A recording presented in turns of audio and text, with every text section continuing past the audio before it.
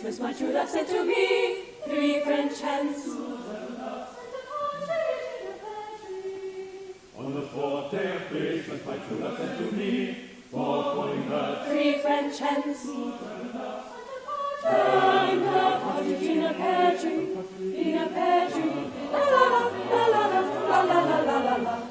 5 gold rings, 4 calling birds, 3 French hens, 2 turtle doves, and a partridge in a pear tree, in a pear tree, in a pear tree. La la la la la la la la la la la. Quack quack. 5 gold rings, 4 calling birds, 3 French hens, 2 turtle doves, and a partridge in a pear, partridge in a pear tree, in a pear tree. La la la la la la la la la la la. 7 swans are swimming, quack quack. 5 gold rings, 4 calling birds, 3 French hens, 2 turtle doves, and a partridge in a pear tree, in a pear tree, in a pear tree. La la la la la la la la la la. Moo, 7 swans are swimming, quack quack. 5 gold rings, 4 calling birds, 3 French hens, 2 turtle doves, and a partridge in a pear, partridge in a pear tree, in a pear tree. La la la la la la la la la la la. 9 ladies dancing, moo, 7 swans are swimming, quack quack. 5 gold rings, 4 calling birds, 3 French hens, 2 turtle doves, and a partridge in a pear tree, in a pear tree, in a pear tree. La la la la la la la la la la la. Tap tap tap. 9 ladies dancing, moo, 7 swans are swimming, quack quack. 5 gold rings, 4 calling birds, 3 French hens, 2 turtle doves, and a partridge in a pear tree, in a pear tree, in a pear tree. La la la la la la la la la la. 11 lords are leaping, tap tap tap. 9 ladies dancing, moo, 7 swans are swimming, quack quack. 5 gold rings, 4 calling birds, 3 French hens, 2 turtle doves, and a partridge in a pear tree, in a pear tree, in a pear tree. La la la la la la la la la la. 12 pipers piping, 11 lords are leaping, tap tap tap. 9 ladies dancing, moo, 7 swans are swimming, quack quack. 5 gold rings, 4 calling birds, 3 French hens, 2 turtle doves, and a partridge in a pear tree, and a partridge in a pear, a partridge in a pear tree, in a pear tree.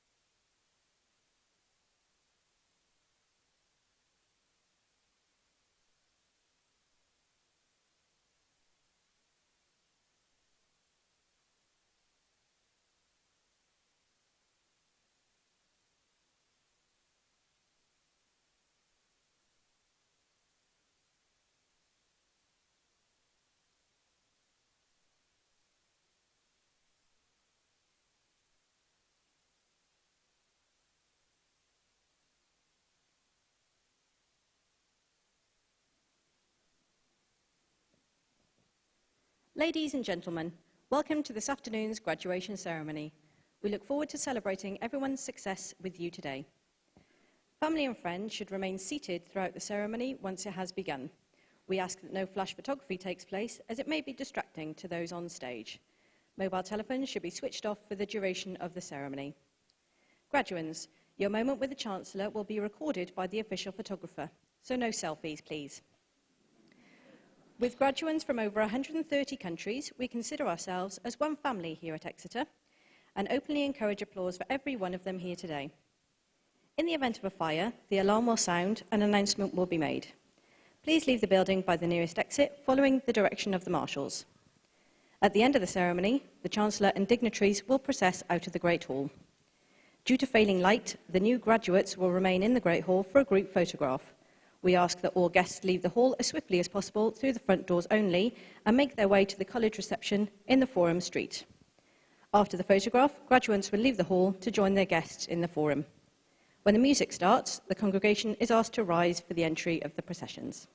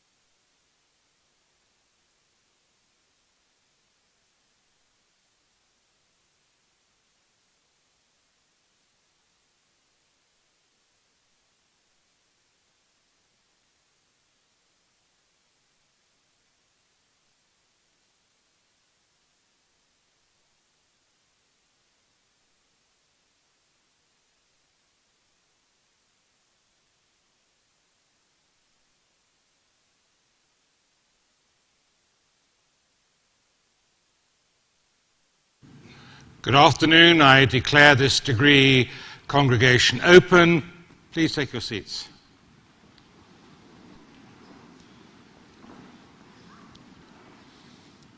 Honored guests, graduates, family, friends, supporters, members of the university, welcome to this graduation ceremony, a very special afternoon.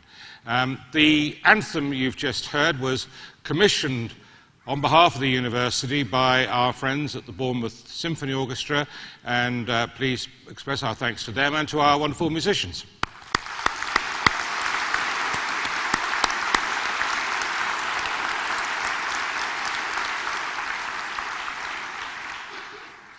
Graduation is a moment of celebration. It represents the marking of the end of an important period in our graduate's life, one of work dedicated to research and study and being a member of our community here in Exeter. We're delighted to have our graduates with us today, and their family, their partners, their supporters, and others who have made sacrifices and given encouragement when necessary to bring this process to such a satisfactory conclusion. Graduation is the completion of study, in most cases for our graduates, a further completion of study.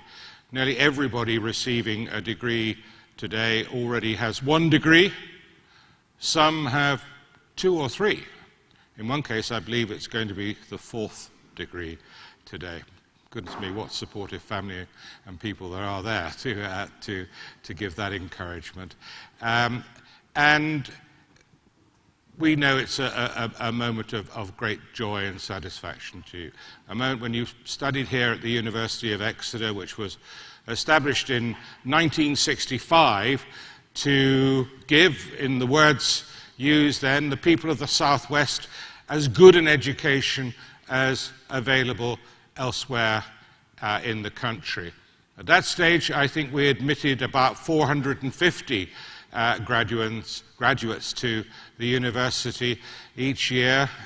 We are now admitting something in the region of 7,000 students, and not only giving them as good an education as available elsewhere in the United Kingdom, but giving them one of the very best university experiences in the world.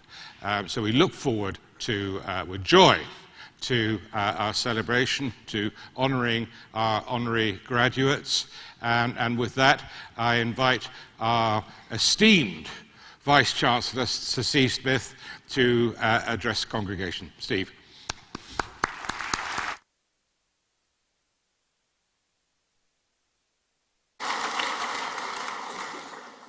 Thank you, Chancellor, and good afternoon and welcome to everyone. And a special welcome, of course, to our graduates from across our campuses in Exeter and in Cornwall.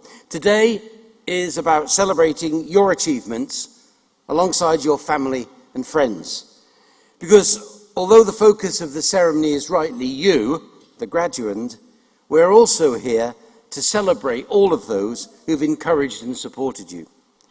We appreciate that some in the audience have made great personal sacrifices to support our graduates through their studies. So, on their behalf, thank you very much indeed for that support. Graduation is also about celebrating each graduate's contribution to Exeter's academic community. You should be very proud, because we are certainly very proud of you. For many of you, today is the beginning of a new relationship with your university, as you join our active worldwide community of more than 120,000 alumni across 183 countries. Our alumni occupy all walks of life across the globe, so please do make sure of their expertise, experiences, and networks. And for those of you who have taken up or are planning to embark on doctoral or postdoctoral research here at Exeter or elsewhere, I wish you all the very best of luck. There's no doubt that Exeter graduates go on to do incredible things, and so will you. As I've said, our graduates pursue careers all over the world, as well as here in Exeter and the Southwest region. Our graduates make a positive impact on the world around them, both professionally and within wider society. I hope that your time and achievements here will be something that will stay with you throughout your life. And we will work hard to make sure that your university remains successful and that we can continue to make you proud of us in return. The University of Exeter, you see, is a forever and an anchor institution. And we hope that your connections with us will be lifelong. Exeter research and scholarship transforms lives and societies around the world as well as here in the Southwest. I'm very proud of the wider contribution that our university makes to our region, economically, through our research, through our arts and culture strategy, sponsoring and supporting local schools, and our volunteering programs. And you, our students, staff and researchers, play a major role in making our city and region a better, more prosperous place to live. So, sincerely, thank you. Over the last year, we've also made a global impact through our research, including in global health, in climate change, and in conflict and terrorism, issues that are not only important for this university, of course, but for the world as a whole. This year, the university's been awarded a prestigious Queen's Anniversary Prize for Higher Education for the pivotal role our researchers played to expose the devastating effect that plastics pollution has on the health of humans and wildlife. Exeter's pioneering research has been led by a number of Exeter academics, Professors Tamara Galloway, Brendan Godley, Lorna Harries, and Dr. Kerry Lewis, and has involved a number of our postgraduate students. This is an excellent example of the incredible contribution that our students make. Today, we celebrate the graduation of students from the Graduate School of Education in the College of Social Sciences and International Studies and from the College of Medicine and Health. This university is extremely proud to train outstanding teachers, doctors, and medical professionals who make a real difference to society. And for both colleges, 2019 has been an exceptional year with many achievements to celebrate. The Graduate School of Education is Ofsted Outstanding and one of the country's leading centres for initial teacher education and training. And we've been selected by Ofsted to assist in the development of the new Ofsted framework, and the school is now actively collaborating with the Department of Education on a funded project focusing upon teachers working in socioeconomically challenging areas. In medicine and health, Exeter diabetes researchers have won a £6 million grant from Research England's Expanding Excellence in England Fund to establish a diabetes research unit. It will see the expansion of our international reputation for delivering excellent and clinically relevant patient-based research using new state-of-the-art imaging and sequencing equipment. Our biomedical and health sciences have been ranked in the global top 20 in the London World Research Rankings for the quality of the impact of their work. And we received accreditation from the Nursing and Midwifery Council for our new nursing degree. So, my final message is a simple one. Well done. Thank you for your contribution to our university. Please never forget the transformative power of universities, of education, and of research. We have the ability to change people's lives and shape the world around us. I passionately believe that education opens the door to a more successful and fulfilling life, as I truly hope it will for all of you. So, finally, please stay in touch, because together we make this university one of the best in the world. But most of all, please do enjoy the day, your day, because you deserve all our sincere congratulations. Thank you.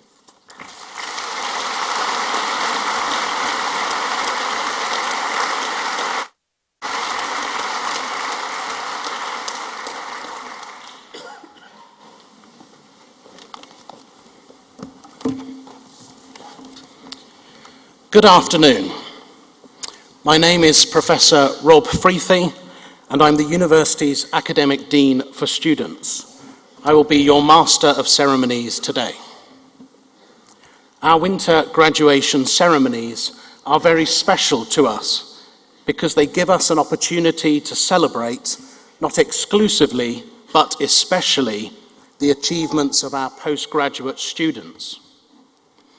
As the Chancellor has said, many of the graduands at these ceremonies will be collecting their second, their third, maybe even their fourth degrees. Some of you right now will be working on a further degree or planning to do so. You have made choices to come to Exeter or to stay at Exeter, and we really appreciate the commitment you have made to us.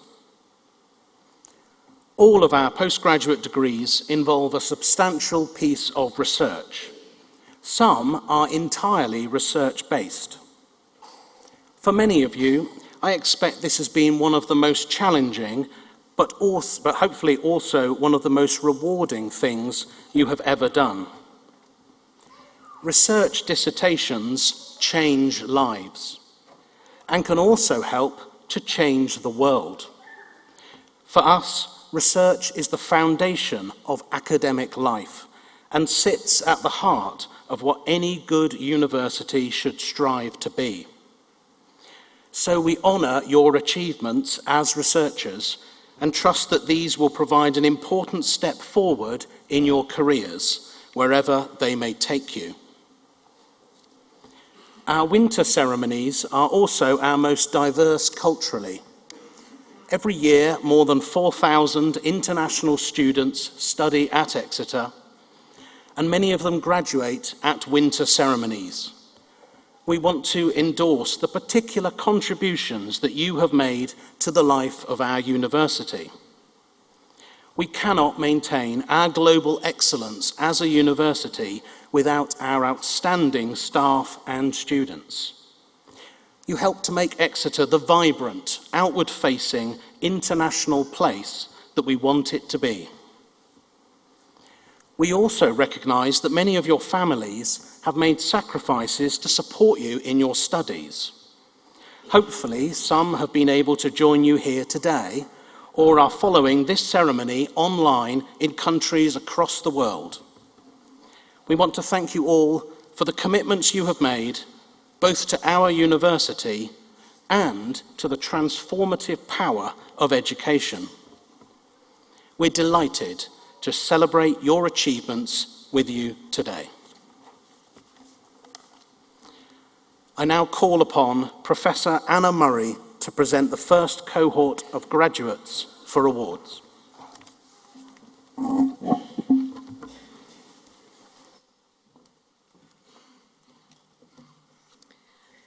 Chancellor, by the authority of Senate, I present to you the following who have been deemed worthy to receive degrees of the university. In the College of Medicine and Health, Helen Eek.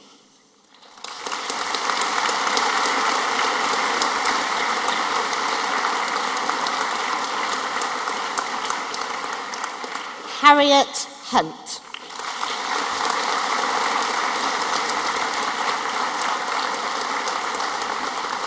Patricia Maloney.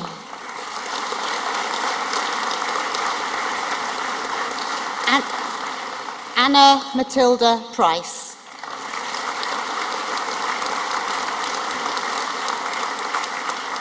Peter Reeder.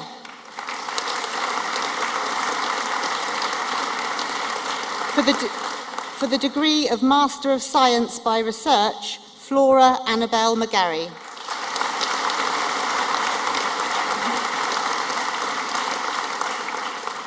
For the degree of Master of Science in Applied Health Services Research, Jansu Clark.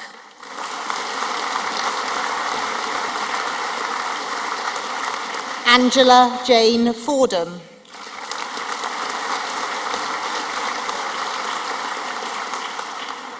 Jenny Shepherd.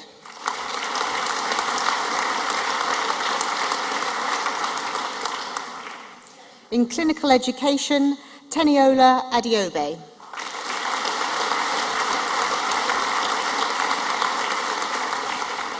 Emily Banks.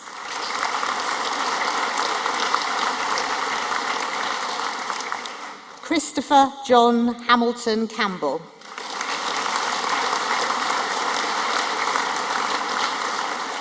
Victoria Carnell.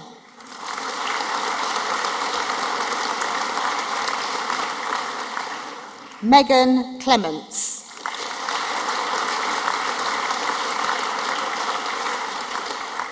Molly Catherine Deneen.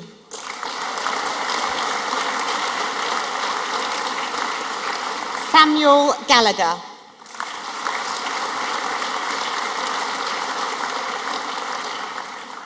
Hannah Hassani.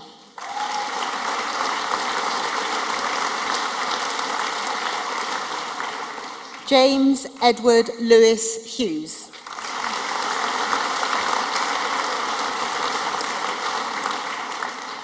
Ross Moore.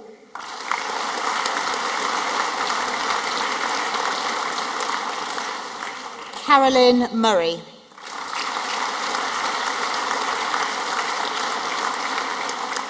Emma O'Hagan.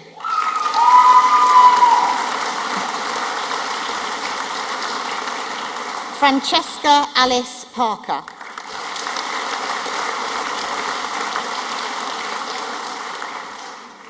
Dominic William Proctor.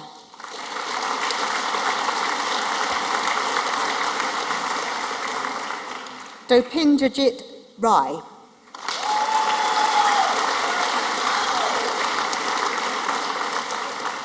In Environment and Human Health, Joanne Glasson.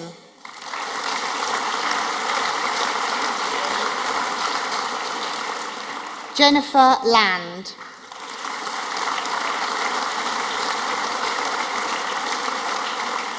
Hassanat Mojirola Lawal.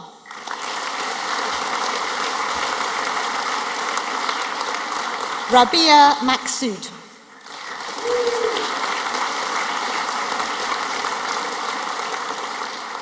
In Extreme Medicine, Daisy Clark.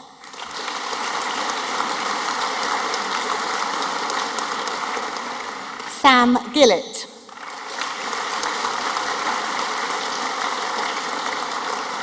Go Jimmy.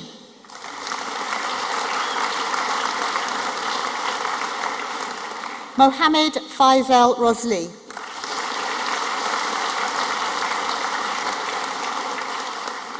Vibeke Svenum.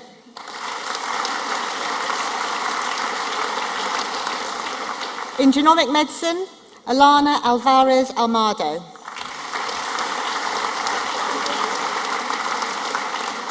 Lisa Burrow.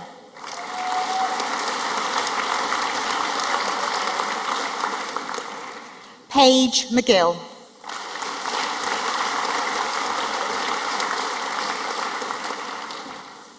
Joan Salvador Russo Cabrera.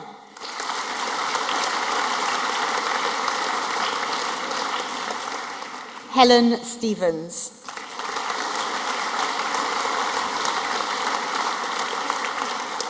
For the degree of postgraduate diploma in genomic medicine, Pedamowo Guiti.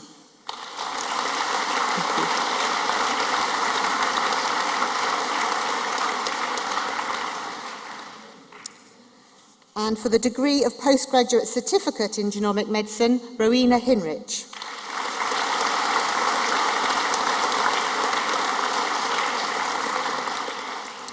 In healthcare leadership and management, Sarah Jane Bailey.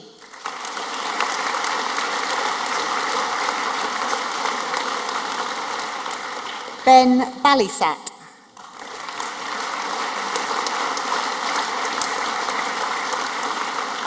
Laura Drummond Smith.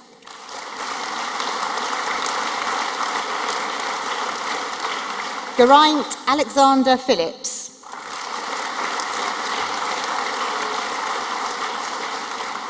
Hazel Rofe.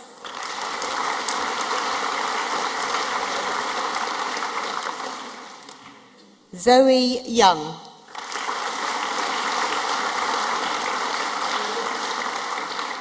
For the degree of Bachelor of Medicine, Bachelor of Surgery, Naveen Mukundu Nagesh.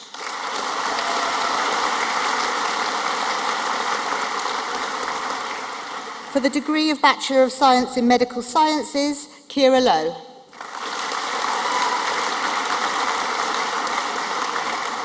Madalena Ramona Radu.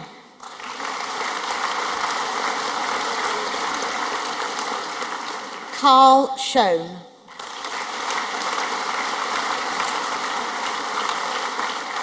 In Medical Sciences, Human Genomics, Irene Herhao Yi.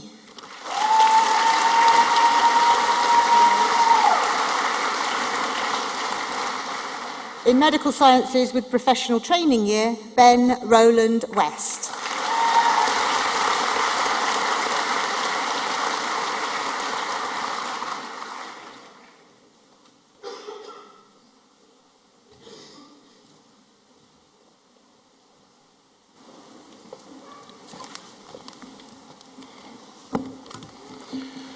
I now call upon the public orator, Professor Clive Ballard, to present the first honorary graduand.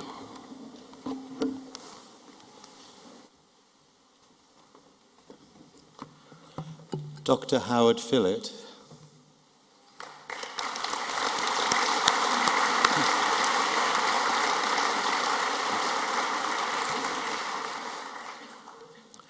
In 1980, Dr. Howard Phillott visited a New York institute specializing in elderly care. He was already a decade into a career in neuroscience and neurobiology, but the experience at the institute, surrounded by people unable to care for themselves, left a deep impression. Howard returned to the Rockefeller University Hospital, where he worked and opened one of the first Alzheimer clinics in the country. And there he began a clinical trial that opened up a new field of research that is continuing nearly 40 years later. Howard was born and brought up in New York City. While at high school, his biology teacher spotted his fascination with science, gave him an advanced biology textbook to study, and the rest, as they say, is history. During a summer off school in 1965, Howard took an internship at a small private medical research group and then enrolled at Cornell in 1965 to study the university's new program of neurobiology. He ran 2 research projects at Cornell, having his first paper published in 1970, addressing one aspect of how the brain determines behavior and interacts with the environment to learn. Howard continued his research until graduating, when he began clinical training at a New York practice. And it was during this residency that he undertook a 3-month placement at Rockefeller in the lab of Macklin McCarty, who had co-authored the seminal work enabling the discovery of the DNA code. This 3-month program ended up lasting 12 years, and Howard completed his scientific training and postdoc in immunology while at Rockefeller.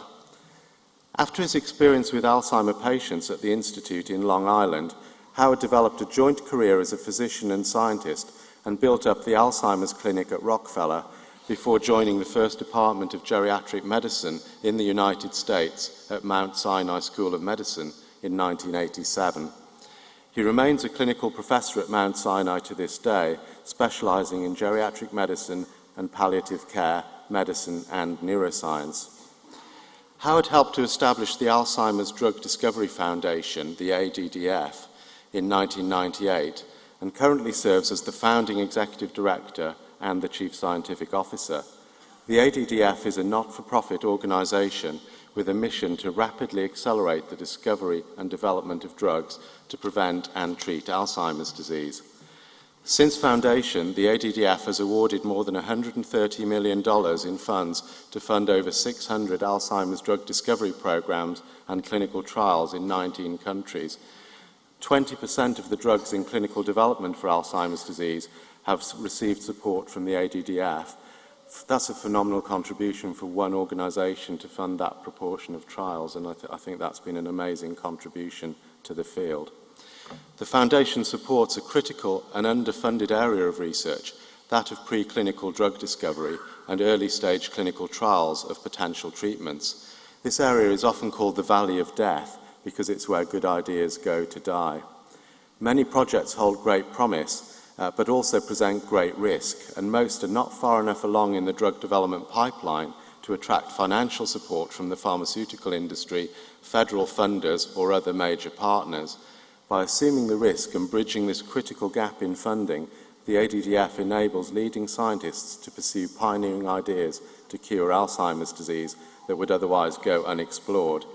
For example, the ADDF supported research that led to the first FDA-approved diagnostic test for Alzheimer's disease and has recently partnered with Bill Gates to create a diagnostics accelerator to help develop blood tests for Alzheimer's disease, something that could be a transforming treatment within 3 years. Throughout his career, Howard has maintained a limited private practice in consultative geriatric medicine with a focus on Alzheimer's disease. He has served as a consultant to pharmaceutical, biotechnology, and healthcare companies and has received numerous awards and honors, including the Rita Hayworth Award from the Alzheimer's Association. He's a Fellow of the American Geriatric Society, the American College of Physicians, the Gerontological Society of America, and the New York Academy of Medicine. He He has authored or co-authored more than 350 scientific and clinical publications and is the senior editor of Brocklehurst's textbook of geriatric medicine and gerontology. Nearly 40 years since his first foray into Alzheimer's research, Howard remains just as passionate and determined to find new treatments, and he's more excited than ever about the potential for the future. I'd like to end with a quote from the ADDF website. "Together we can and will conquer Alzheimer's disease." Now this really deserves kind of dry ice and a pyrotechnic display, but in these times of climate emergency and budget cuts, you'll just have to imagine the spectacular show. But on a joke aside, on a personal note, firstly, I would like to say this is also an area we're very passionate about at Exeter, and we're striving very hard to contribute to that mission. I would also say, as somebody who's been a dementia researcher for more than 20 years, that I have huge respect, admiration, and thanks for the contribution that Howard has made to this field, which has been very substantial. Chancellor, it's my honour to present Dr. Howard Phillott for the degree of Doctor of Science, honoris causa.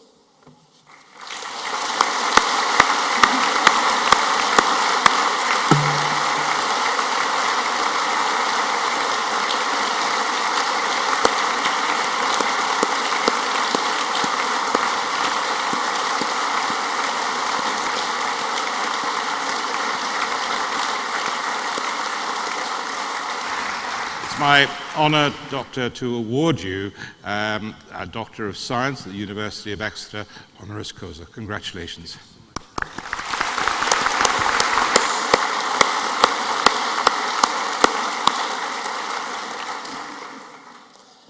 I now invite our honorary graduate, Dr. Howard Phillott, to address the congregation.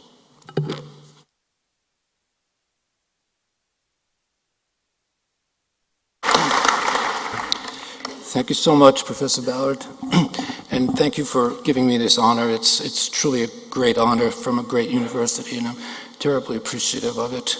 I want to thank everyone here today for listening to me. I know most of the graduates in the room can't wait to get out of here, to commence your lives, and to party. So I will be brief. Graduates, congratulations. You've had the privilege of attending the great University of Exeter, and you've gotten a superior education. For this, we thank our founders, the boards, our professors and administrative staff, our parents and loved ones. Let's first congratulate your parents. Think about it. They raised you from nothing, no doubt, out of love. They kept you alive all these years. They fed you. They paid your bills. So graduates, while we celebrate your great achievement, we salute you, your parents today, for today is also their graduation too.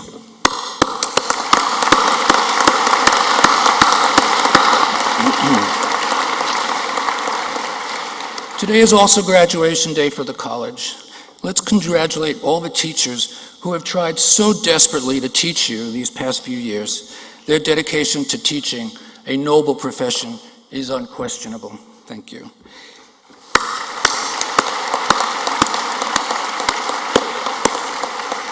And what a proud day for the college and the university administration.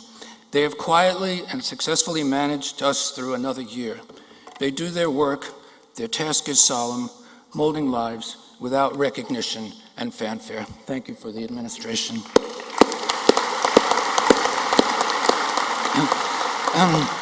Graduates, this is just the beginning. This is why it's called commencement. Who will you be? No one can know, not even you.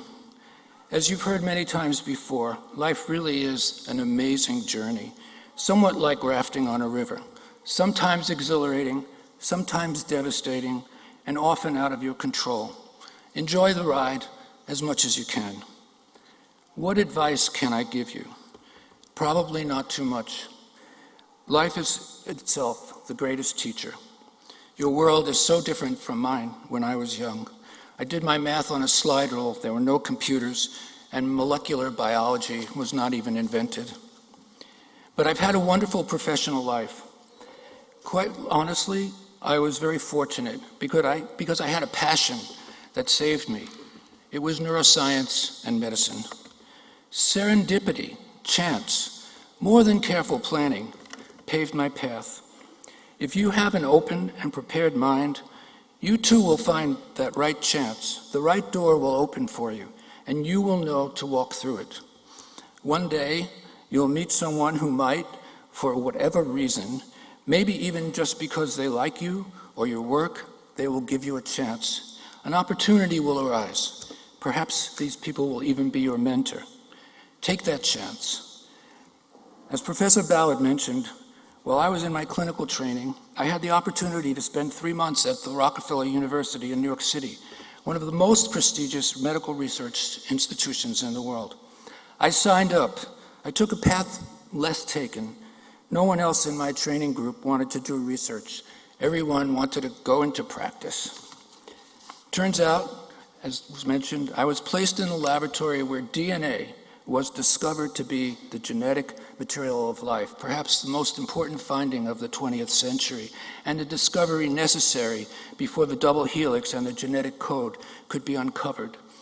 The physician scientist who reported that DNA, a sugar, was the genetic material in 1944 became my mentor. I stayed at Rockefeller for 20 years and opened one of the first Alzheimer research clinics there, as was mentioned, in 1981. I will never forget the first day I met my first Alzheimer patients 40 years ago in 1980. I had a prepared mind that day. I already loved neuroscience. I graduated from that first neurobiology program.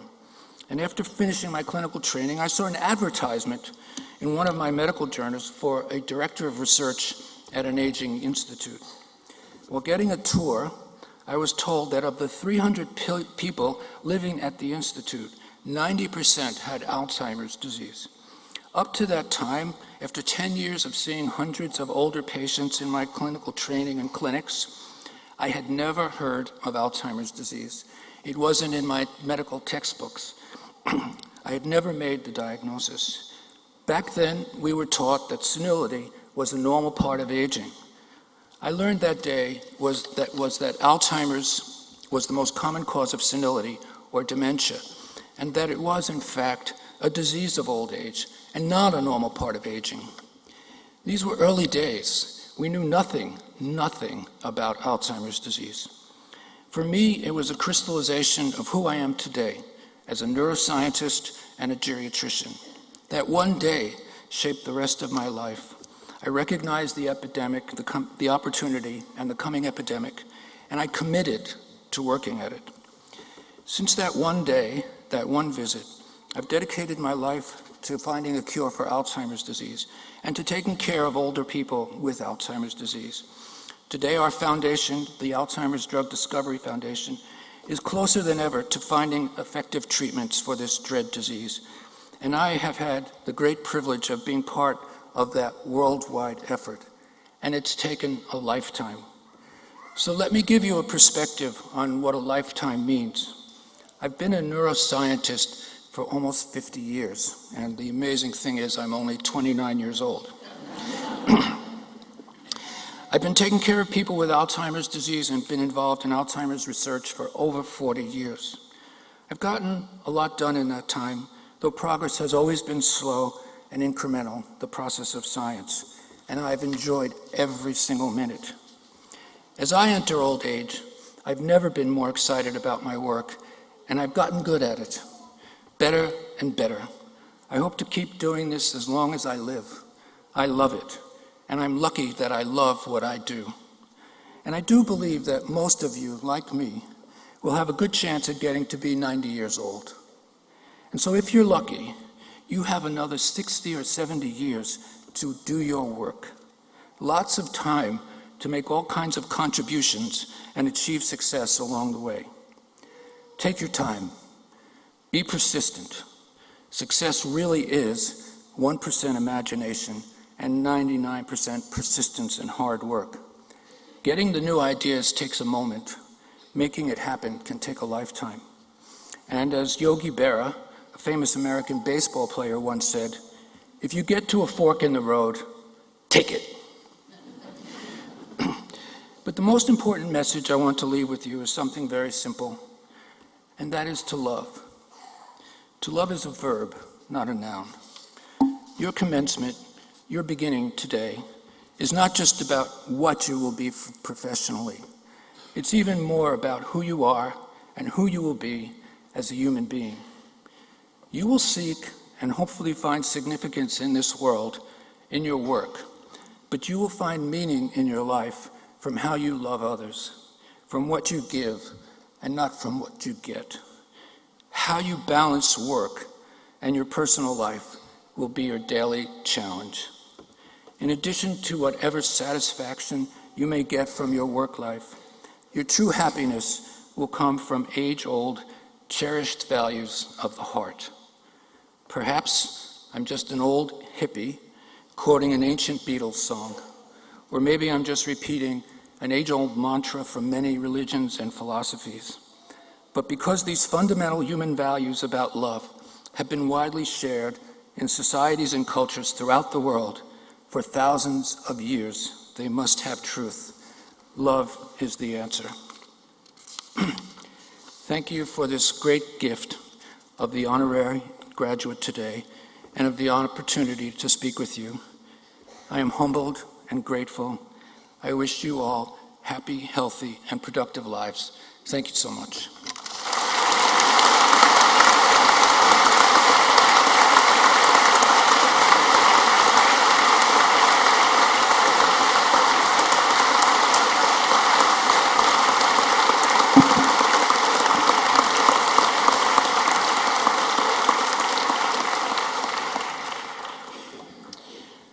I now call upon Professor Li Li to present the second cohort of candidates for award.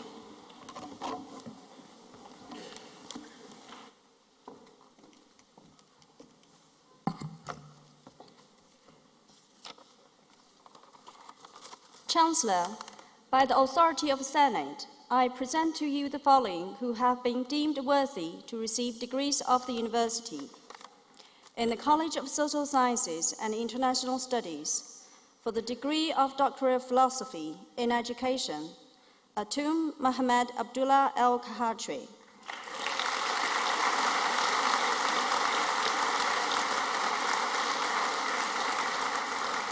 Hosea Abdullaram A. Angamandi.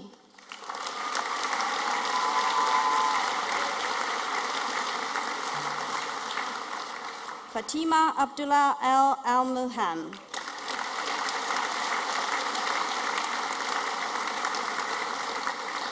Hannah Suleiman Azhar Rashid.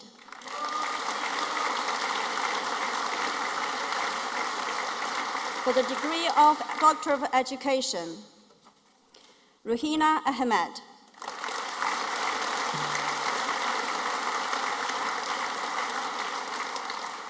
Fatima Hamdi H.L. Gray Gray.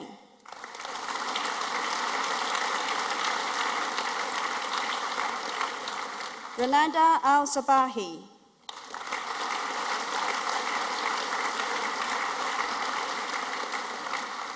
Erin Anna Binti Bahari.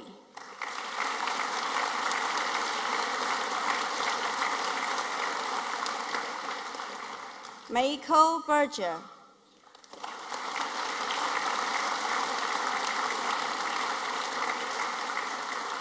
Joanne Elaine Day.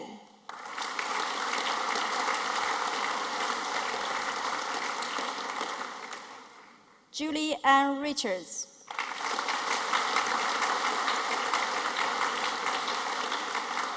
For the degree of Doctor of Educational Psychology, Katie Atkins.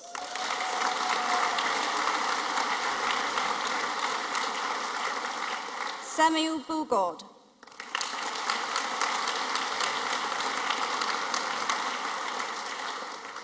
Sophie Fanshaw.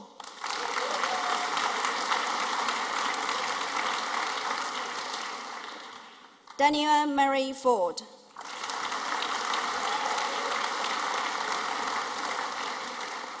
Kate Gribble.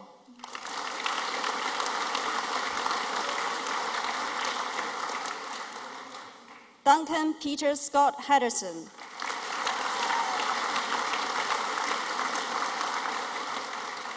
Finola Holyoke.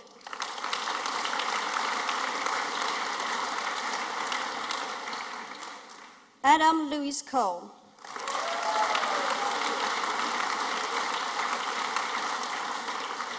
Adam McTarney.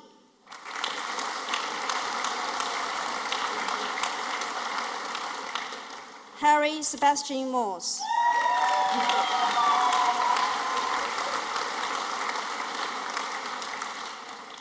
Emma Charlotte Elizabeth Varley.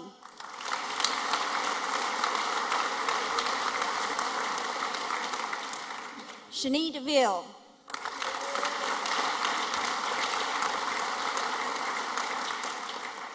For the degree of Master of Arts in Education, Nathan Bartlett.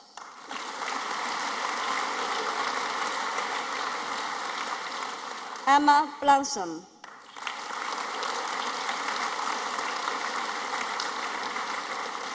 Laura Cole.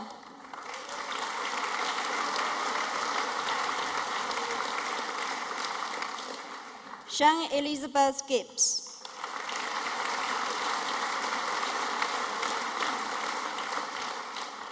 Elizabeth Rose Hannah.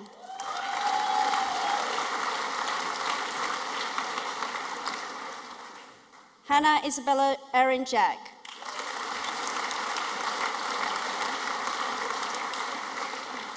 Shah Allen Moon.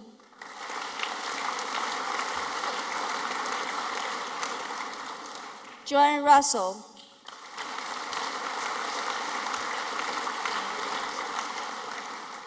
Lee Tuay.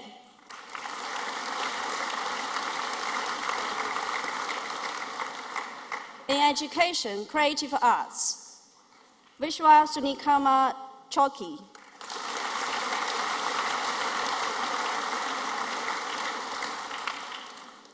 Dennis Collins.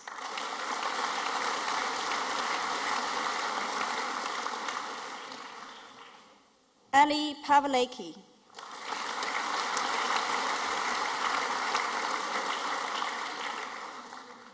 Calliope Staridaki.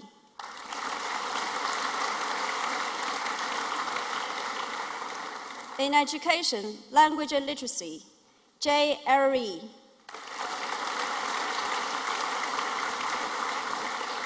Farid Hiram.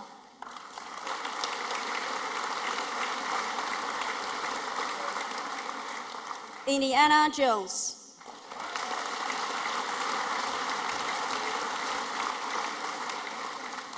Nicola Helen Wood.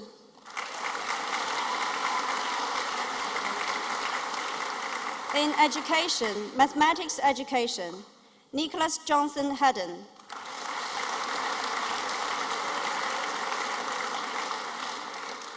In education, professional learning, Beverly James. Sophie Littlewood Horner.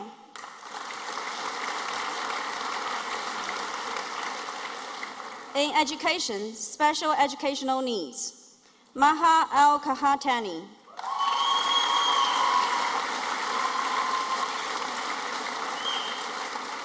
Georgia Daisy Crisp.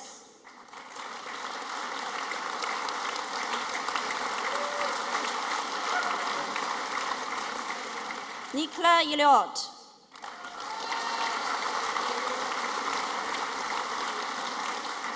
Amelia Lily Reid.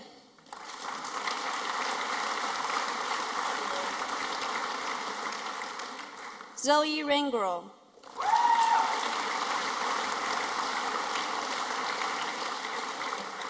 Musab Yachi.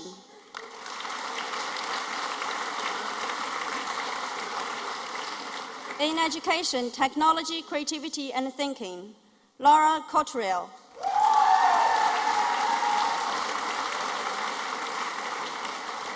Adalberto Hernandez Santos.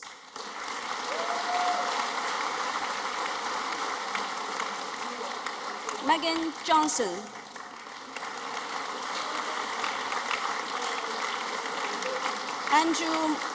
Andrew Morton.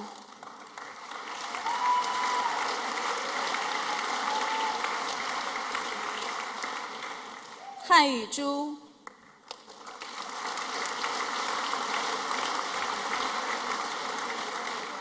For the degree of Master of Education in Teaching English to Speakers of Other Languages, Lulawa WJAM Al Marie.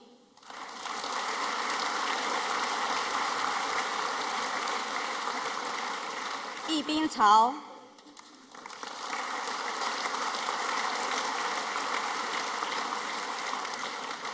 Chun Yu Chan.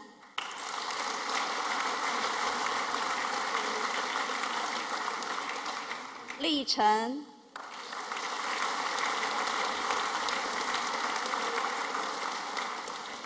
Yi Xin Chen.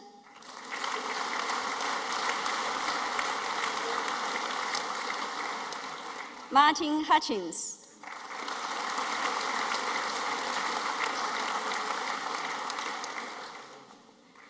Paul Panchachunuk.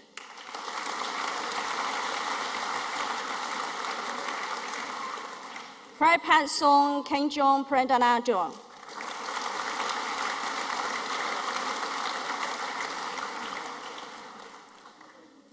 Yue Ting Kuo.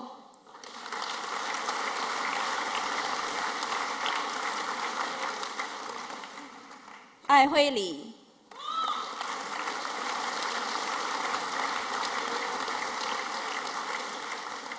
Anna Moria.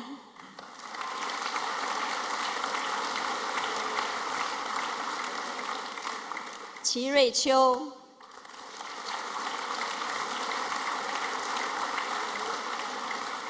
Haiyang Wang.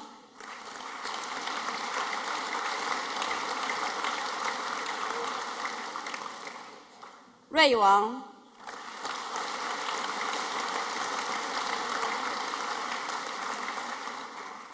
Rui Xu.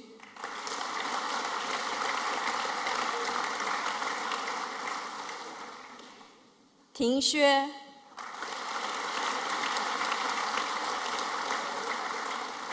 Fan Yi.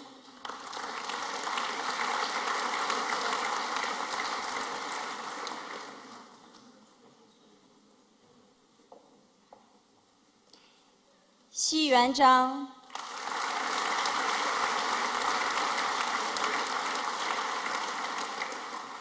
Yi Ting Zhang.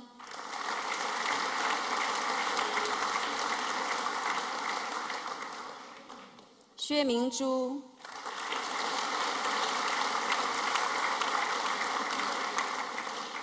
For the degree of Masters of Science in Educational Research, Salim Al-Makbali.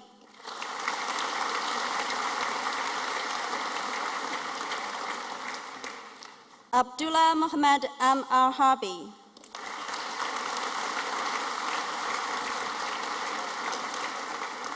Nora Abdullah S. Al-Hadejzeh.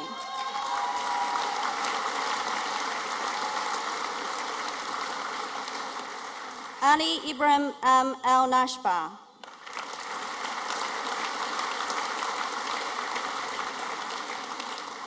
Rowa Abdulkarim A. Al-Karawi.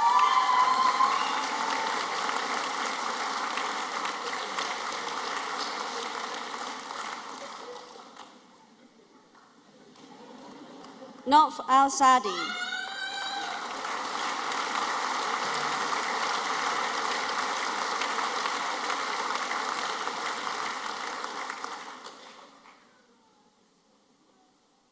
Sarah Al-Rashidi.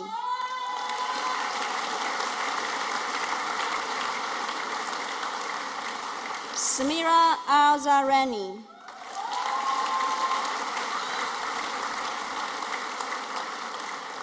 Susanna Ferguson.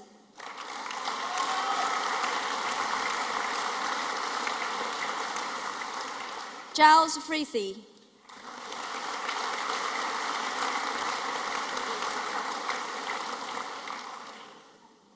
Ray Li.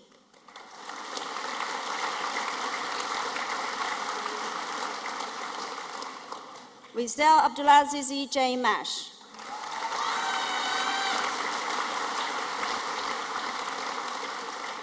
Carriel Wharton.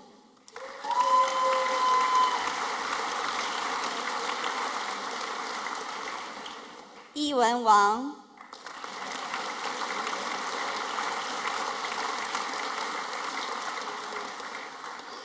可心妍、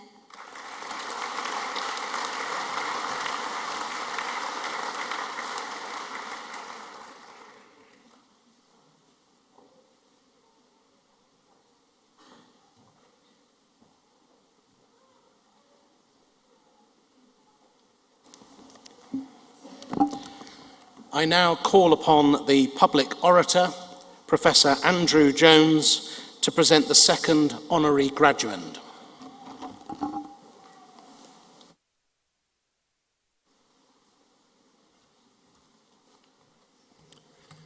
Eliud Kipchoge.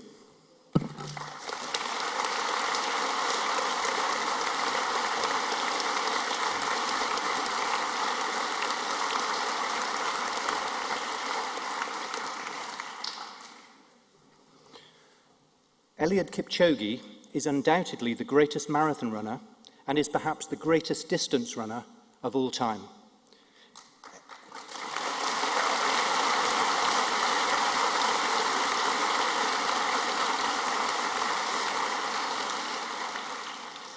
Eliud and his three older siblings were raised by a single mother in the village of Kapsisiwa in the Rift Valley of Kenya. As a boy, Eliud was inspired to follow in the footsteps of the many champion runners from the region, and he approached his famous neighbour, Patrick Sang, for advice on training. Patrick remains his coach and mentor to this day. Eliud burst onto the international athletics scene at the World Championships in 2003. The 5,000-metre event had been billed in advance as a head-to-head shootout between the legendary runners Hisham El Garouj and Kenenisa Bekele. However, it was the then 18-year-old Eliud Kipchoge who, in a breathtaking sprint finish, overtook them both to take his first world title in what is widely regarded to be one of the most thrilling track races ever. Eliud continued to enjoy a glittering career on the track, including winning Olympic bronze and silver medals at 5,000 metres in 2004 and then in 2008. However, it was actually a rare disappointment when he was not selected to represent Kenya at the London 2012 Olympics that served as the catalyst for even greater success. Eliud turned to road running. In 2013, he won the Hamburg Marathon on his debut in 2 hours and 5 minutes. In 2014, he won both the Rotterdam and Chicago marathons. And between 2015 and 2019, he won the Berlin Marathon 3 times and the London Marathon on no fewer than 4 occasions. Oh, and for good measure, he also became the Olympic marathon champion in Rio in 2016. But Eliud had his sights set on something else. For more than a decade, scientists and athletes and coaches had debated whether a human might ever run a marathon in less than 2 hours, with many claiming that it was simply impossible. In 2017, in a project entitled Breaking 2, the sportswear giant Nike, working with scientists from the University of Exeter's Department of Sport and Health Sciences, decided to try. Following a wide range of physiological tests, Eliud was of course selected. His training and nutrition were monitored, and other factors including environmental conditions, pacing strategy, footwear, and aerodynamics were optimized. The audacious attempt took place at the Formula One racetrack in Monza, Italy, and was watched live by 14 million people. In an astonishing feat of endurance, Eliud ran more than 2.5 minutes faster than any man in history to cross the line in 2 hours and 25 seconds, just one agonizing second per mile shy of the elusive 2-hour mark. Galvanized by his performance, Eliud then set the official world marathon record of 2:01:39 in Berlin and followed up with a 2:02:37 course record when winning once again in London. But he had unfinished business. And just 2 months ago in Vienna, in an event sponsored by Ineos, which used similar scientific approaches to those employed in Breaking 2, Eliud finally did it. He ran a marathon in 1 hour, 59 minutes and 40 seconds.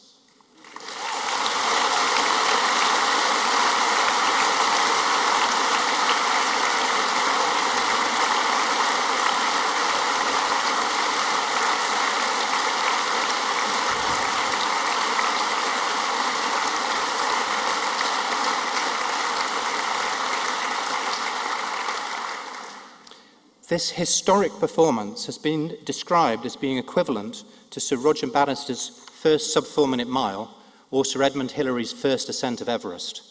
To put his achievement in perspective, Elliot ran each of the 26 miles in 4 minutes and 34 seconds.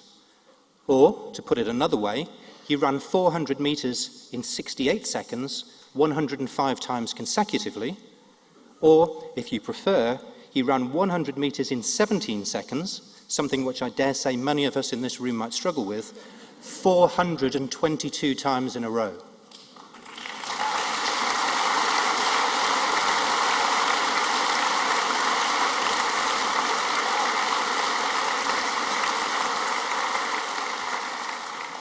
Plaudits have, of course, followed. Elliot was named by the IAAF as the Male World Athlete of the Year in both 2018 and 2019, and he was recently presented with the Golden Heart of Kenya, his country's highest honour, by President Uhuru Kenyatta. Tomorrow evening, he'll be competing in a completely different event. He has been nominated for the BBC Overseas Sports Personality of the Year award, and of course, we wish him well in that. Despite being a global superstar, Elliot lives a humble, thoughtful, and modest life. He is not only a supreme athlete, he is also a remarkable role model and power for good. Elliot says that a running world is a happy world, and he is an ambassador for the Daily Mile, an initiative designed to encourage British school children to be more active and to improve their physical and mental health. But importantly, Elliot's achievements transcend sport. His refusal to accept the existence of barriers, exemplified in his hashtag #NoHumanIsLimited, has inspired many thousands of people worldwide to take on and break through their own personal version of the 2-hour marathon barrier, whether that is in the world of sport, education, work, or in other life challenges. Elliot believes that with belief, dedication and perseverance, positivity and teamwork, anything is possible, and that we can all achieve much more than we might presently imagine. It is my very great honour to present Eliud Kipchoge for the degree of Doctor of Laws honoris causa.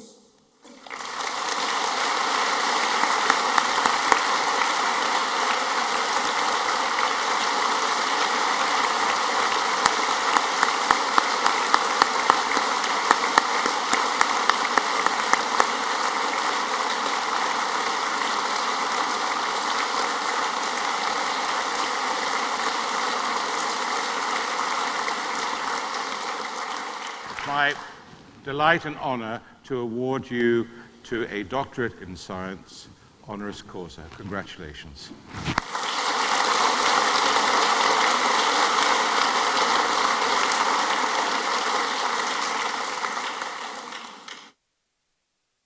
Graduate, I now invite our honorary graduate, Dr. Eliud Kipchoge, to address the congregation.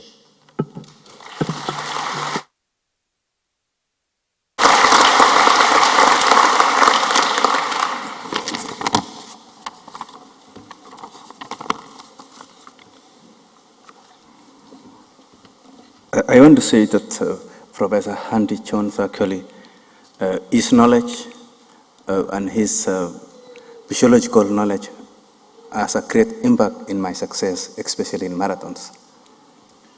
I thank you. The Chancellor,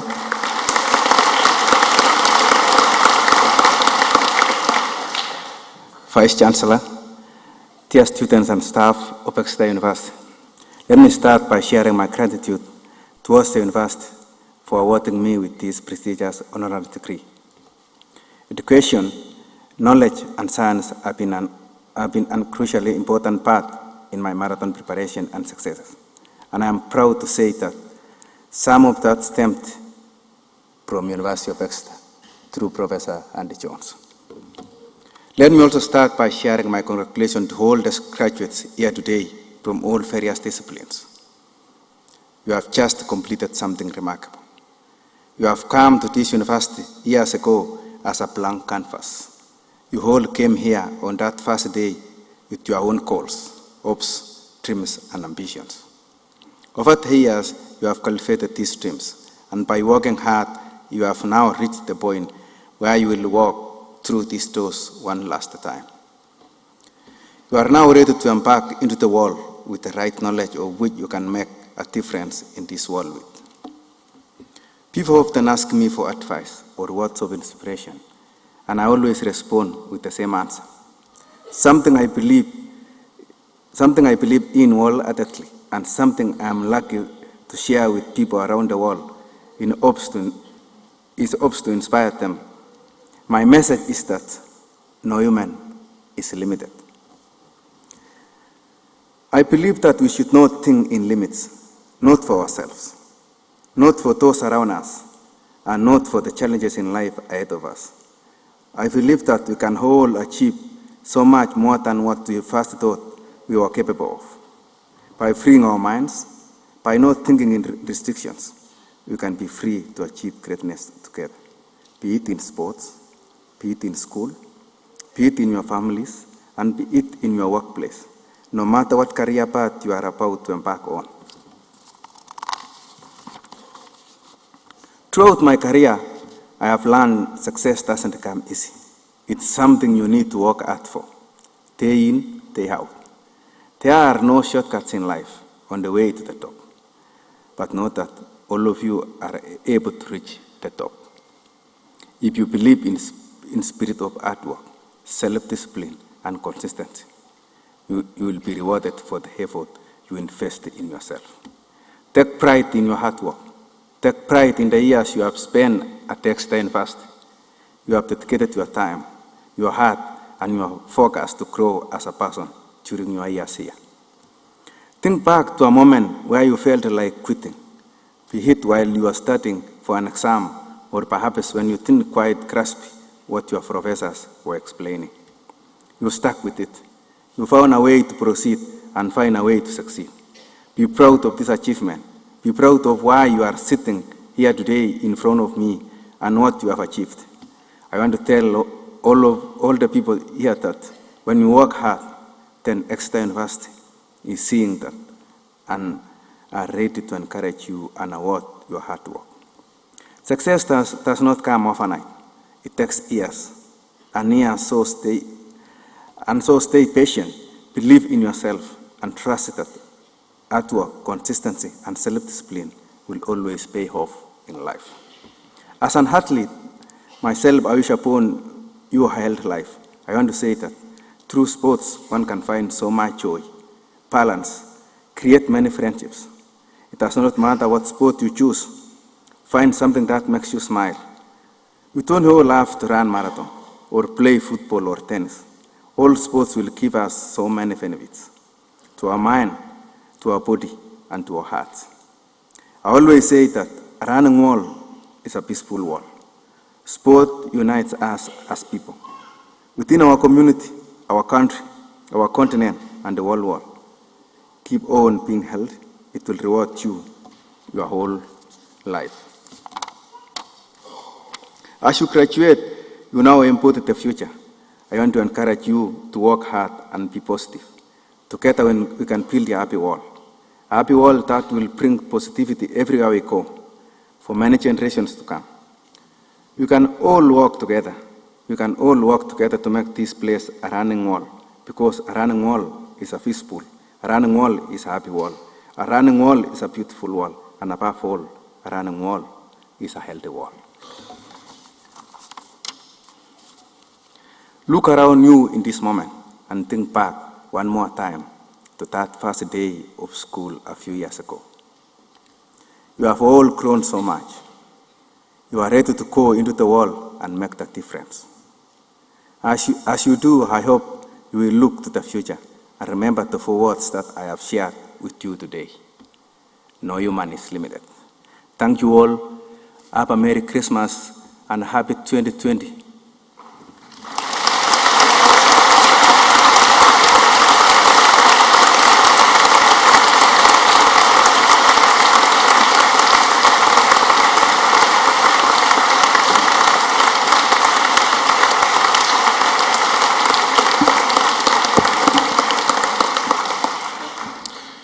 I now call upon Professor Lee to present the 3rd cohort of candidates for award.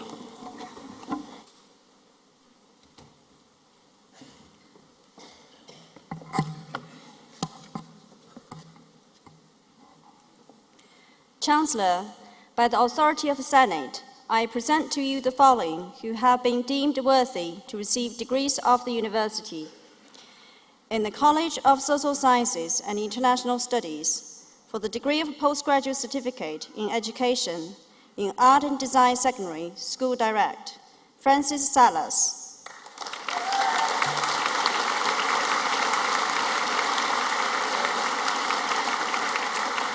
In Biology Secondary, Stanya Gardner.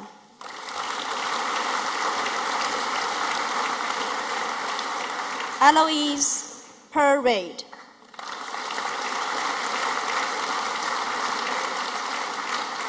Victoria Rose Gambler.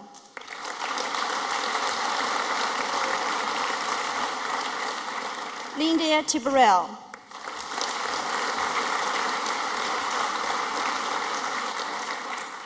Samuel Williams. In Biology Secondary, School Direct, Claire Hayden.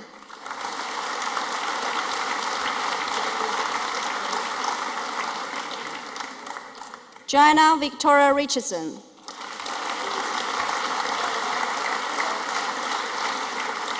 In Biology with Psychology Secondary, Sophie Rebecca Jones.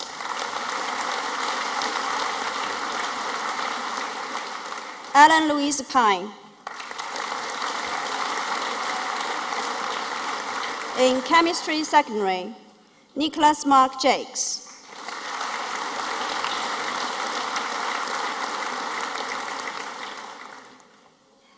In Chemistry Secondary, School Direct, Claire Stubbs.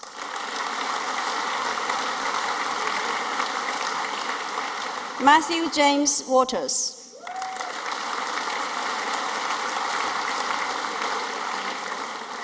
In English Primary, Sarah Bailey.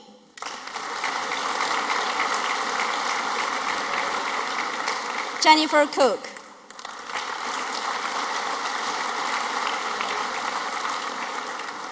Rebecca Chirakia.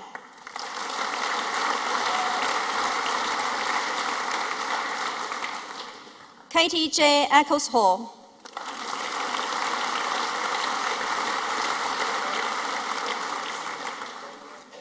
Catherine Jones.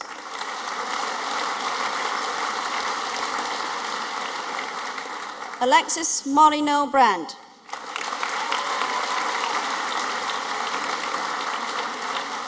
Catherine Alice Emily Rudge.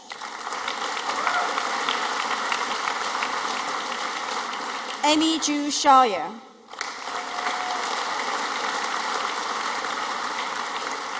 Tandy Southcott.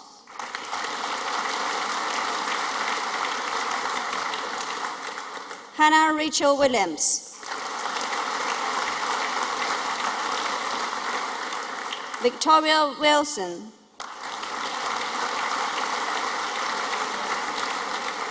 In English Secondary, Natalia Louise Burden.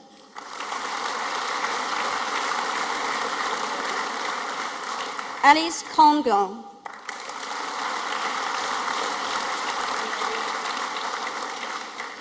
Tilly Edgar Thompson.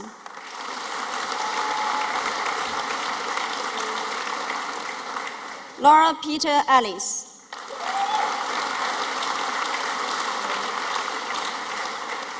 Victoria Grace Gardner.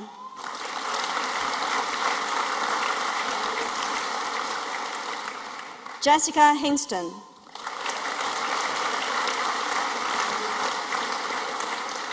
Imogen Hilary Knott.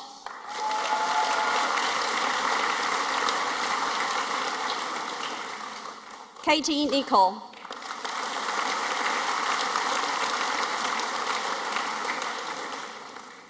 Lee Prendergast.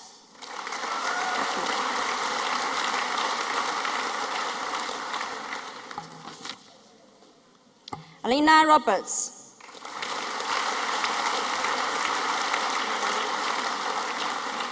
Tanya Spicer.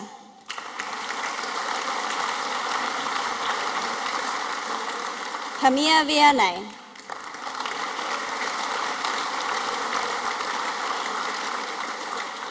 Alice Wilkin.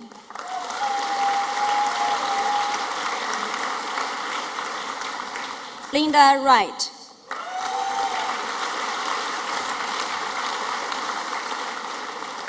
In English Secondary School Direct, Callum Gervin Bailey. Joshua David Bird.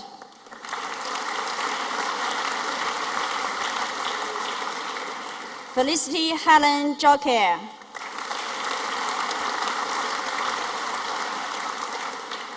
Shani Lee White.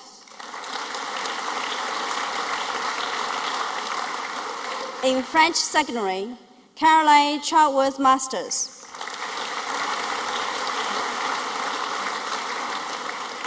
Moran Depot.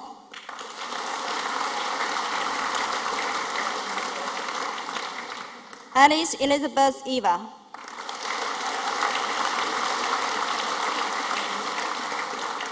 Maria Claudia Savage.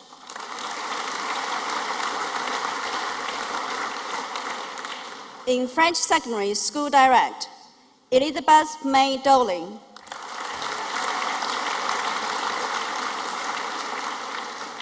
In Geography Secondary School Direct, Emma Bernard.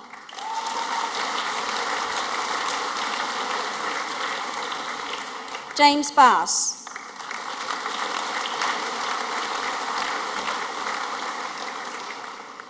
Emily Pascoe.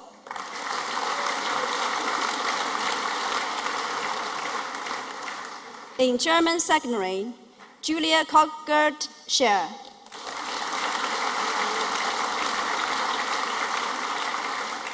Sophie Dawn Roberts.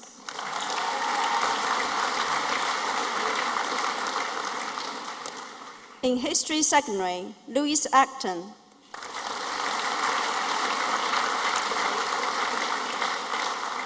Jade Beer.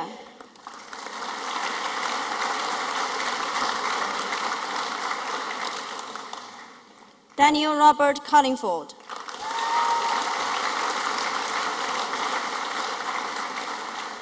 Benjamin Adam Ellis.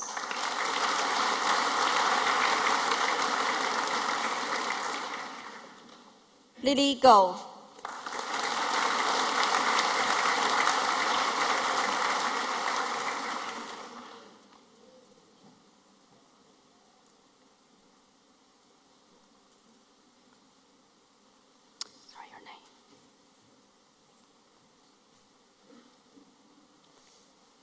Lisa Maria O'Boyne.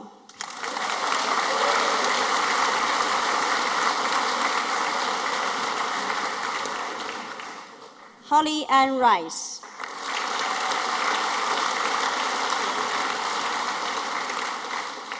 Jessica Ann Simmons.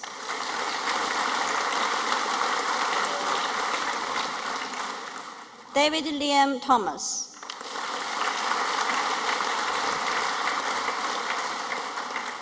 In History Secondary School Direct, Matthew Harding.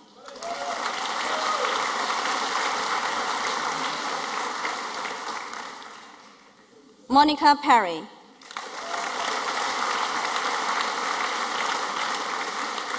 Luke Seals.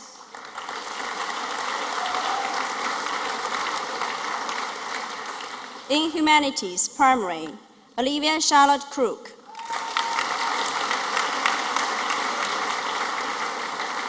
Jake Peter David Hutton.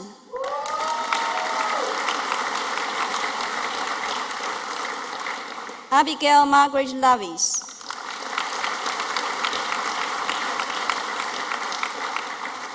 Bethany Kate Redbourne.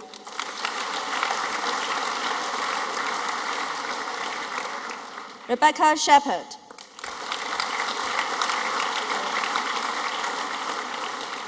Bethany Jane Whitson. In Mathematics Primary, Miles Babington.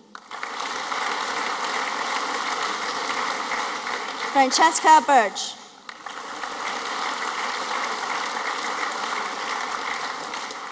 Amy Chapman.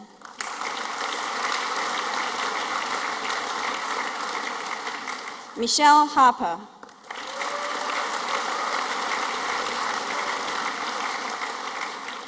Nicholas Peter Catchington.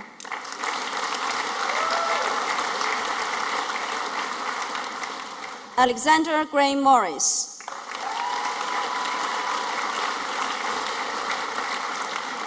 Sarah Marie Stoneham.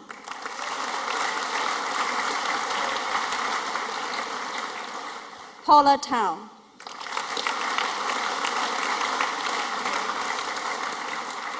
Erin Mark Watkins.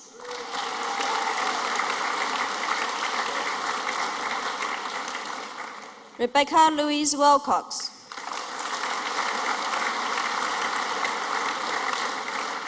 Isabel Woodford.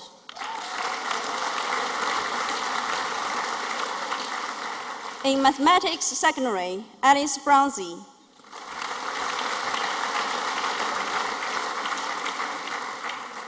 Maria Etheridge.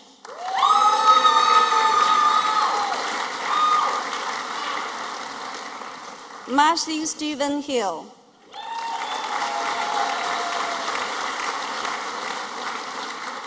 Bethany Jones.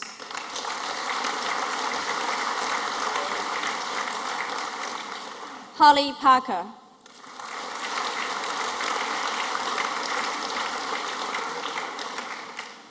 Christopher James Scott.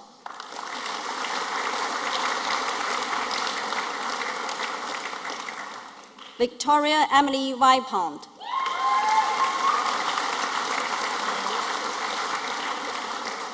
Matthew Warren.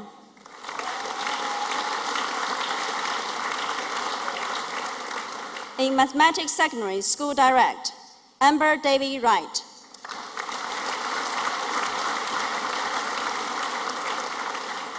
Kylie Gibbs.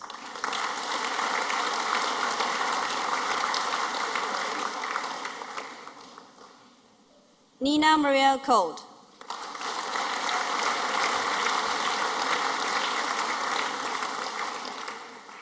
Karen Poole.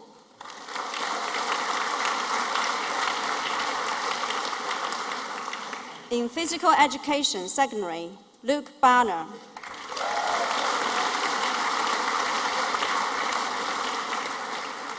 Charlotte Berry.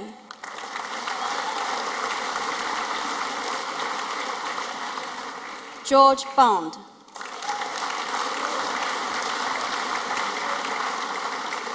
Jessica Bradley.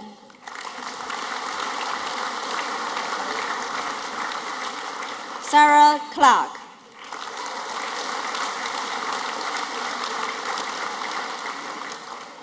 Christopher Davies.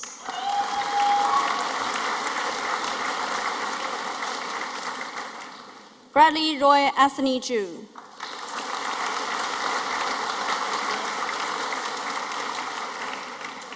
Alexandra Hammond.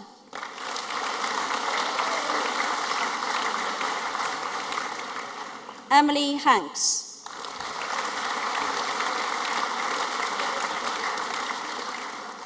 Poppy Hannis Smith.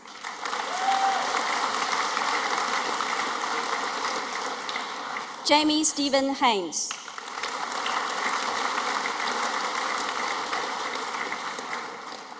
Antonia Hislop.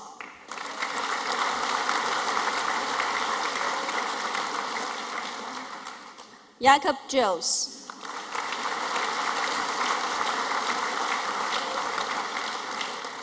Rachel Ann Lewis.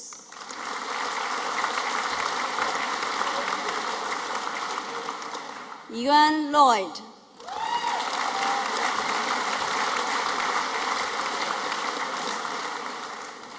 Erin Martin.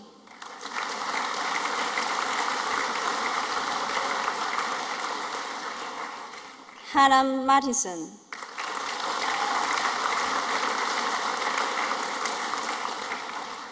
Samantha Millard.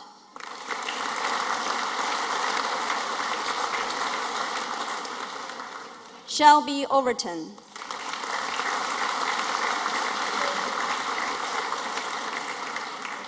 Ross Pelney.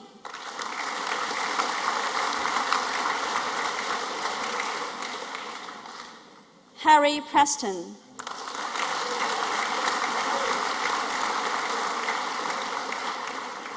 Daniel Thomas Quick.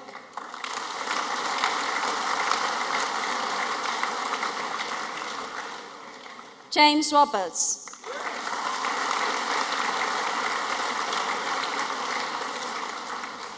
Christopher Robertson Close.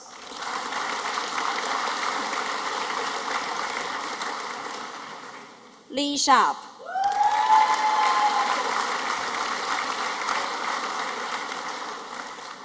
Dominic Stapleton.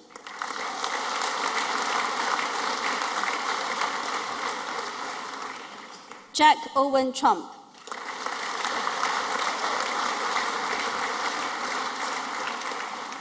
Natasha Westlake.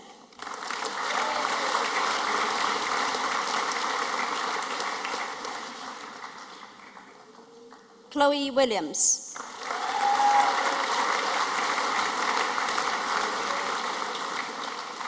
In Physics Secondary, Thomas Andrew Patrick Hain.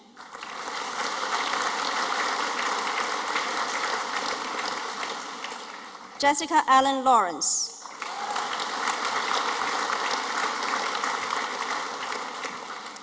Georgina Ruth Manning.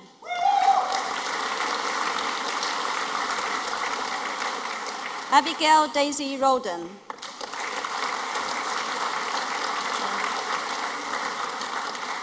In Physics Secondary, School Direct, Gavin Mark Hopley.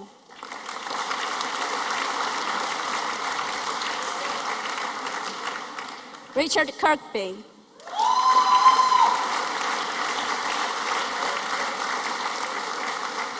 In Primary, School Direct, Luke Abrahams.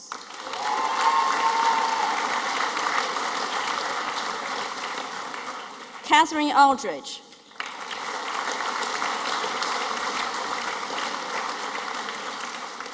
Holly Jordan Addison.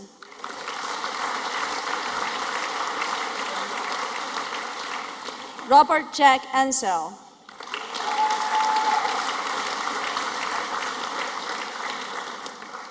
Benjamin Balsam.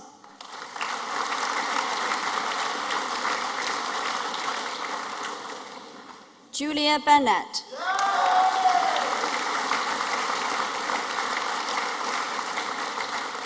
Benjamin Clark.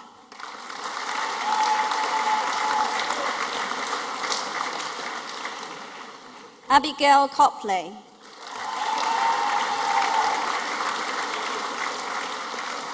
Ryan Gore.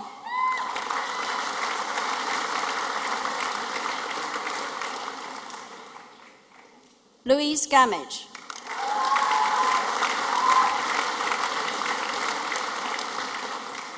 Shantali Angry.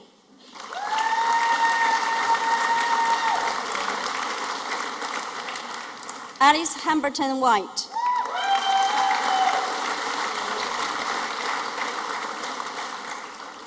Thomas Edward Hale.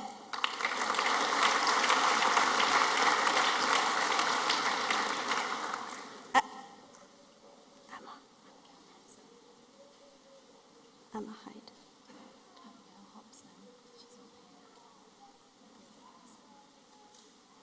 Abigail Hobson.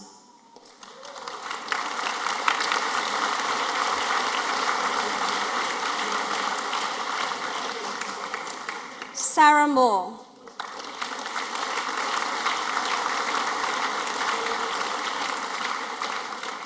Amy Louise O'Neill.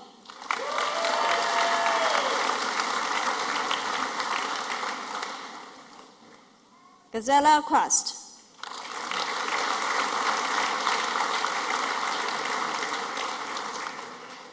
Frankie Redmore.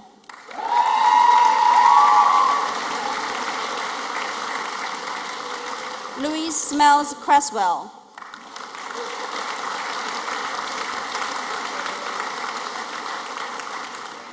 Hannah Mary Sparks.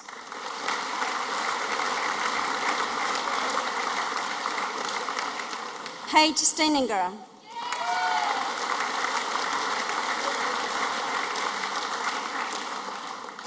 Bethany Tape.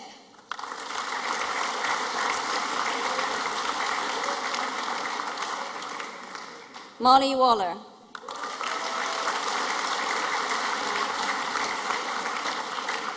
Alisa White.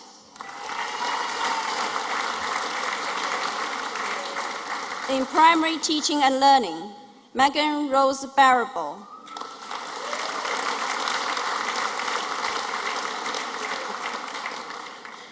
Susanna Bennett.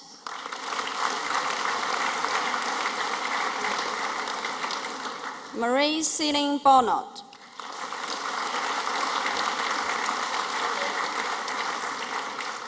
Emoji Louise Floyd.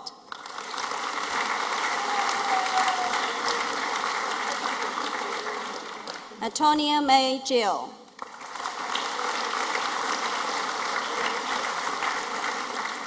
Samuel Bernard Harper.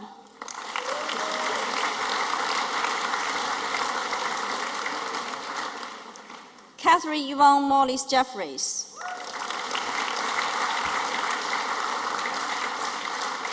Danielle Nicholas.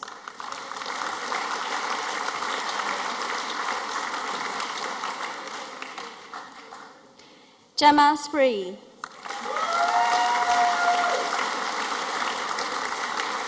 In primary with mathematics, school direct, Michael Robert Cole.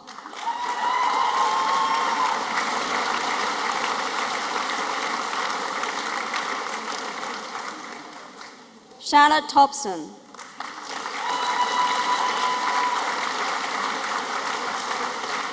In primary with special educational needs, disabilities, school direct, Jack Dixon.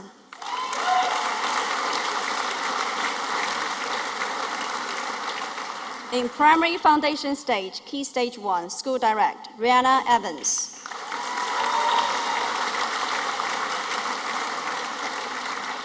Yasmin Toy.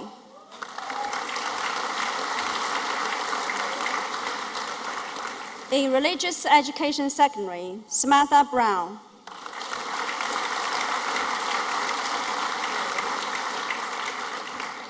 Oliver Rose.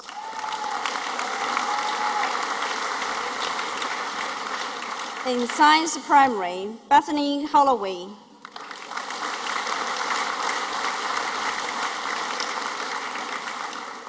Natalie J. Hayton.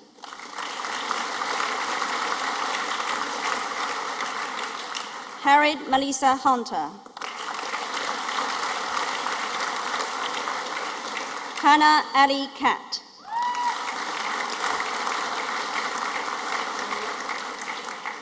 Emily Ranger.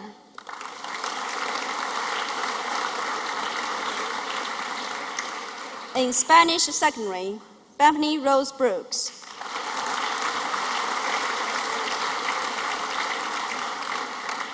Claudia Casti.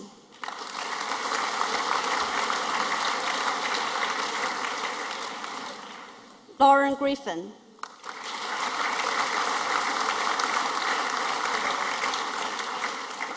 Jasmine Nicolette Hughes.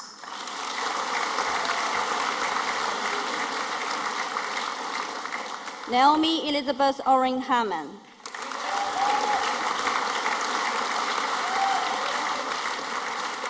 Elizabeth Margaret Lucy Whitlock.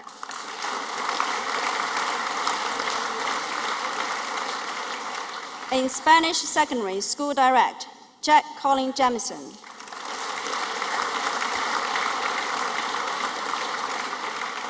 James Thomas David Moss.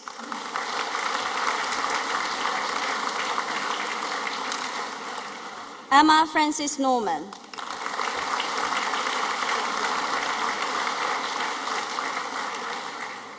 In upper primary art, Clara Brown.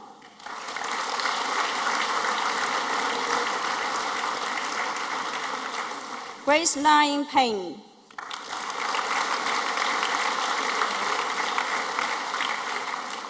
Rebecca J. Smith.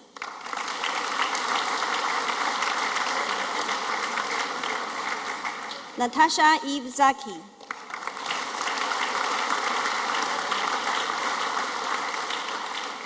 In upper primary modern foreign languages, Megan Grace Gaston.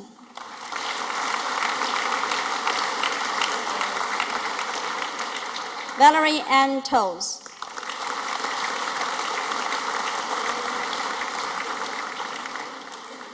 For the degree of postgraduate certificate in education, post-compulsory education, Sarah Kate Freeman.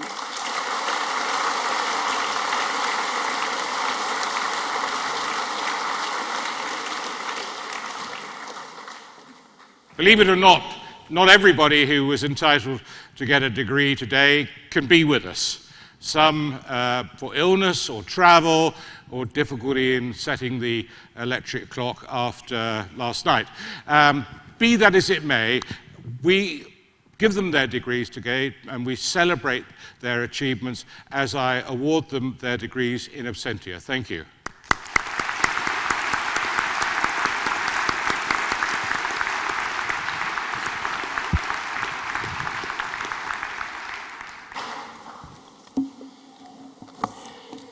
I now call upon Virginia Thomas of the Students' Guild to give the student vote of thanks.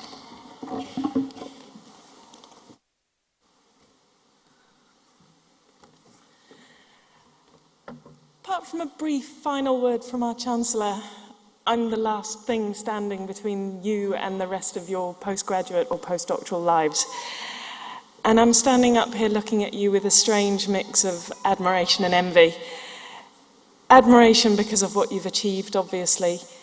Envy because I'm still very much in the thick of my own PhD. And it's my hope that the next time I'm in this room, I'm sitting where you are now.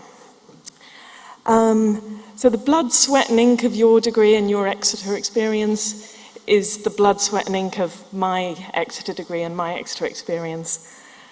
Blood when, as is my perpetual bad habit, I rode my bike too fast down Forum Hill, didn't quite manage to manoeuvre through the barriers at the bottom, and I couldn't count the number of people who came rushing up to help me because I was so embarrassed that I rode off as quickly as possible to prove that I was okay, without thanking them properly for their concern.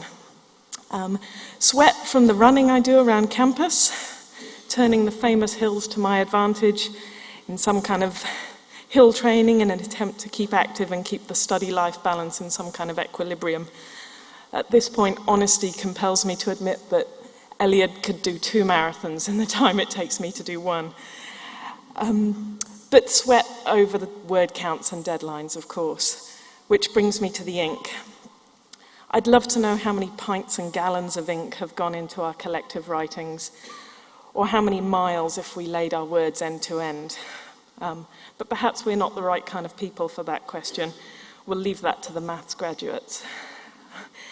Coming to Exeter was very much part of my midlife solution, as I like to call it.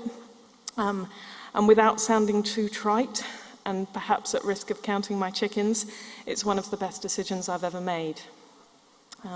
And I really hope that you're able to say the same thing, that Exeter has and will provide you with some solutions to some of life's and this world's challenges.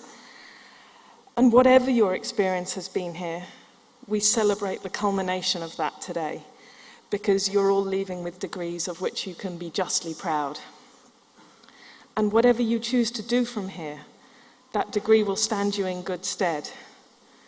Because in the words of B.B. King, the beautiful thing about learning is that nobody can take it from you. Congratulations.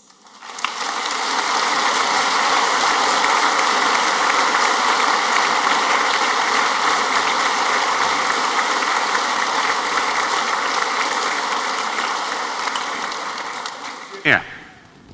What an afternoon, ending with a quote from B.B. King. I won't sing. It's been a tremendous afternoon.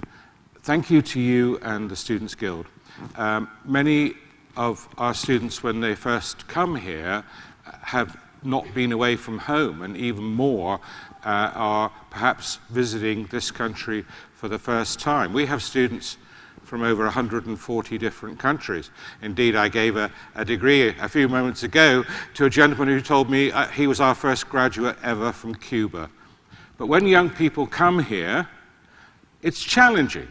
And the Student Guild does an absolutely super job, along with the university's own staff, in helping students through those first few difficult weeks and thereafter, because this is a challenging environment, and nobody in the back of this room has got here without a crisis, without some difficulties, and without needing the support of others, or others needing their support. So we thank you, the Students' Guild. I also thank, briefly, the citizens of Exeter.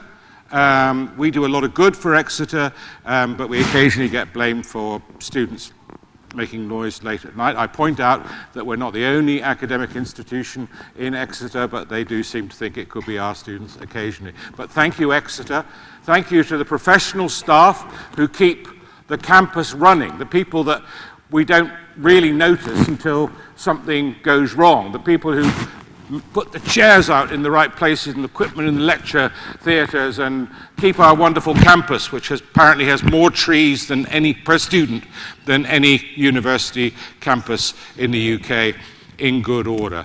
And finally, I want to say thanks to our academic staff, some of whom you see here today. What I notice, I've been Chancellor about 4 years, more and more of the academic staff are coming to the degrees ceremonies. And I think that's because it's a real recognition that what we're seeing here today is the cooperative achievements of the academic staff and the students. And when I look at the students coming across the stage, a number of them mouth thank yous to somebody sitting on the stage, with really sincere thank yous that you got me here, and that touches my heart. Some, mostly men, swagger a little along the lines, well, you didn't think I would make it, but nevertheless they did, and they're here. We're a great university. I mean, we can pump our chests out a bit today. It's perfectly okay to do it. We're in the top 1% in the world. The top 1% of all universities in the world. We're at the top in the UK. We're one of the elite, a word which we probably don't feel as comfortable using now as we used to, Russell Group, the leading research-based universities in the UK. But we also are amongst a small group that have a gold rating for the quality of teaching. And in fact, there are only 7 universities in the country that qualify for both research and teaching. You've heard about some of the great research that's being done in the university in sports science, in dementia and health. The biggest crisis facing the world at the moment is climate change. Of the 16 accredited leading scientists in the whole world in climate change, 4 are here at Exeter. This is a great place. The Vice-Chancellor and I both admit that neither of us, you admit it as well, I do it easily, you struggle with it, we both admit we wouldn't be able to get into Exeter. On our A-level grades, we just wouldn't make it. So you've made it, and it's wonderful. Now, normally, I'm going to let you go in about 30 seconds. It's warm in here, isn't it? Normally, I give, I was tempted to give an uplifting statement, but we've had 2 exceptional honorary graduates, really quite extraordinary men. And this morning we had Professor Mary Beard, and they all are so much better at doing this thing about what you should do. So what do I say to students is be happy. Don't be happy in a hedonistic, reckless way, but be happy in the sense that I think if you're happy, which means to be content with your life, that you're using the talents you have, and you lead a purposeful life as a good partner, as a good member of society, as a good member of the community, and that brings you happiness. You'll bring happiness to others. I hope most of you have been happy at Exeter. We're going to be even happier if you return and stay in contact with us. So with that, I declare congregation closed. Thank you very, very much.